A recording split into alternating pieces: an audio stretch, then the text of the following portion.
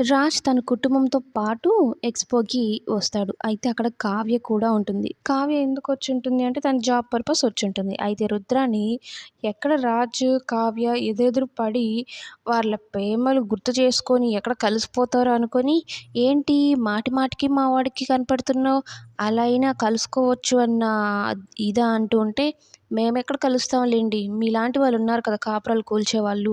అలాంటప్పుడు మేము కలవగలమా" అంటూ కావ్య కూడా బానే సమాధానం చెప్తుంది. అయితే సామంత్ గ్రూప్ ఆఫ్ కంపెనీస్ నుంచి సామంత్ అయితే రాజ్‌తో డైరెక్ట్‌గా తలపడతాడు.